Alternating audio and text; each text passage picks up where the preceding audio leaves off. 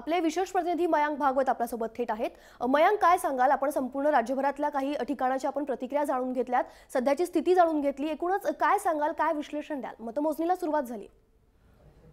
ज्योती, मतमोजणीला राज्यभरामध्ये सुरुवात झालेली आहे। जवळपास 147 नगरपालिका आणि 18 नगरपंचायत याची मतमोजणी आता सुरुवात झालेली आहे आणि 2 तासाच्या आतमध्ये आपल्याला अख्ख्या महाराष्ट्राचं चित्र काय आहे ते आपल्या समोर असेल। आपण याला पहिल्यापासूनच मिनी विधानसभा म्हणतोय। मिनी विधानसभा आपण याला याच्यासाठी म्हणतोय कारण राज्यातल्या जवळपास 147 नगरपालिका ज्या स्थानिक पातळीवरती स्थानिक स्वराज्य संस्था म्हणून महत्त्वाच्या असतात आणि या स्थानिक स्वराज्य संस्थांवरती ज्याची सत्ता त्याची त्या जिल्ह्यात सत्ता किंवा त्या भागात सत्ता असं म्हटलं जातं।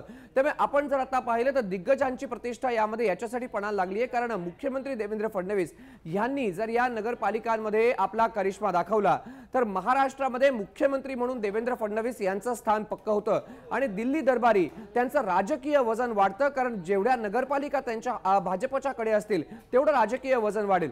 दुसरीकडे आपण पाहतोय परळीची नगरपालिका महत्त्वाची आहे कारण भावा बहिणींचा संघर्ष आहे। त्याच्यानंतर बीडची नगरपालिका महत्त्वाची आहे कारण परत 2 भावांचा संघर्ष आहे। आपण जर कोकणामध्ये आलो रोहा नगरपालिका तर काका वर्सेस पुतण्या हा संघर्ष आपल्याला पाहायला मिळतोय। आपण जर विदर्भात गेलो तर त्या ठिकाणी महाराष्ट्राचे 2 कद्दावर मंत्री ज्यामध्ये स्वतः मुख्यमंत्री आहेत त्यांची प्रतिष्ठा पणाला लागली आहे तर सुधीर मुनगंटीवारांची प्रतिष्ठा पणाला आहे, पांडुरंग फुंडकर यांची प्रतिष्ठा पणाला आहे आणि सगळ्यात महत्त्वाची गोष्ट म्हणजे साताऱ्यामध्ये 2 भाऊ उदयनराजे भोसले आणि शिवेंद्रराजे भोसले या 2 राजांमध्येच राजकीय वर्चस्वाची ही लढाई आहे। त्यामुळे येणाऱ्या महानगरपालिकेच्या निवडणुका असतील किंवा पुढे जाऊन विधानसभेच्या निवडणुका असतील त्या ठिकाणी स्थानिक पातळीवरती ज्याची सत्ता त्याला येणाऱ्या निवडणुकांमध्ये फायदा होऊ शकेल। आता या सगळ्या निवडणुकींची जेव्हा कौल आपल्याकडे येतील, आपल्याकडे एक कौल आलेला आहे तो म्हणजे अमरावतीच्या वरुड नगरपालिकेचा ज्या ठिकाणी भाजपचा उमेदवार आता पुढे आहे। मात्र हळूहळू एक एक गोष्टी करून आपल्याला येत्या 2 तासांमध्ये एक चित्र स्पष्ट होईल आणि त्याच्यानंतर ते चित्र स्पष्ट झालं की आपण एक एनालिसिस करू शकू की येणाऱ्या विधानसभा निवडणुकांमध्ये महाराष्ट्राचं चित्र कसं असेल। कारण जर आत्ताच्या घडीला भाजप आणि शिवसेनेची महाराष्ट्रात सत्ता आहे तर ग्रामीण भागामध्ये अजूनही काँग्रेस आणि राष्ट्रवादीचं वर्चस्व असल्याचं पाहायला मिळतंय।